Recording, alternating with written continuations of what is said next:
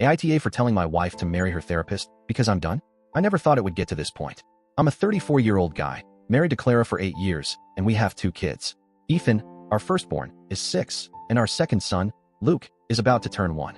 Our marriage hasn't been the same since Ethan was born, and I'm not sure how much longer I can keep going. When Ethan was born, Clara decided to stay at home with him. She was a high achiever before, but once she became a mom, she wanted to focus on taking care of our son. At first, I was fine with it. I supported her decision, and I was happy to see how much she loved being a mom. But over time, I started to notice some things that made me uneasy. Ethan wasn't hitting milestones the way he should have been, and there were things that didn't seem quite right. We initially brushed it off, thinking it was just a phase. But Clara got more and more anxious. She was convinced that something was wrong with Ethan. We took him to a pediatrician who told us that milestones are just guidelines, so there wasn't much to worry about. Still, Clara's anxiety kept building up. She couldn't shake the feeling that something was off, so we saw a second pediatrician. That's when we got a more definitive answer. Ethan was diagnosed with autism at almost 2 years old. It was a tough pill to swallow for both of us, but Clara took it especially hard. The pediatrician suggested she see a therapist to help her cope, and I agreed, thinking it would help her work through the stress. But honestly, I think that's when things started to unravel. Clara started spending more time with her therapist, and gradually, she began changing. She became obsessed with the therapist's advice. It wasn't just therapy anymore. It was like Clara had become a disciple, and her therapist was this infallible figure who had all the answers. At first, it was small things, phrases she started using, therapy jargon that didn't make sense to me. But then, it escalated. She started to believe everything the therapist said, no matter how absurd it was. For instance, the therapist told her that Ethan was emotionally abusive. He was only 3 years old at the time, but because he sometimes withheld affection when he was upset, Clara was convinced he was intentionally manipulating her.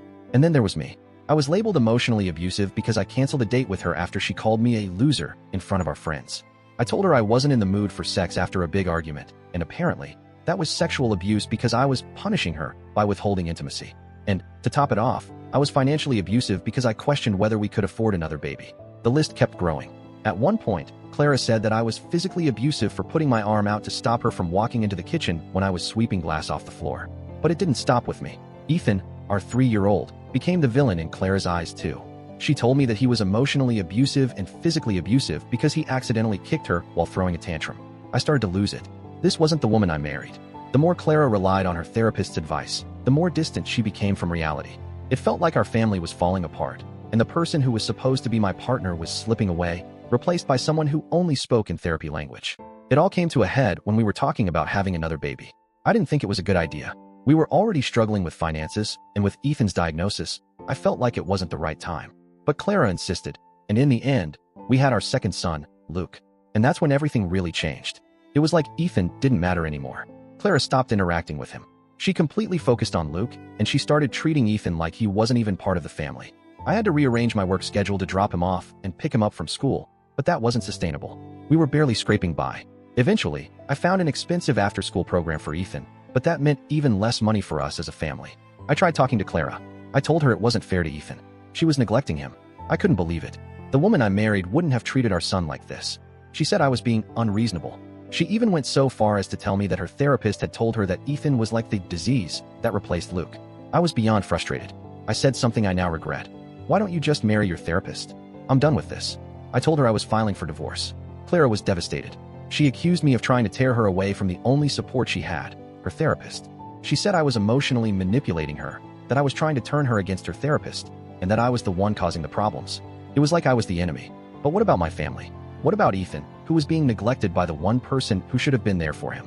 I reached out to a lawyer friend of mine, and when I told him what happened, he said I was being an asshole for insulting Clara's therapist.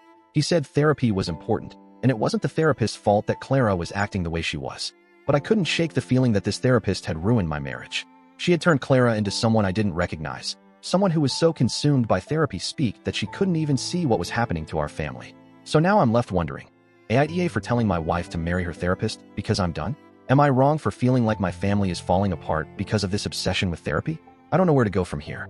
Update. After the argument, Clara and I didn't speak for a couple of days. It was like we were living in 2 different worlds. But eventually, she reached out. We had a long conversation about how we've both been feeling, and Clara apologized for neglecting Ethan. I admitted that I shouldn't have insulted her therapist, even though I still feel like that's a big part of the problem. We've agreed to try family counseling, and Clara has taken a step back from therapy for now. I don't know where this will go, but for the first time in a while, I feel like there's a small chance for us to rebuild. It's going to take time, but maybe, just maybe, we'll find our way back to each other. Fingers crossed.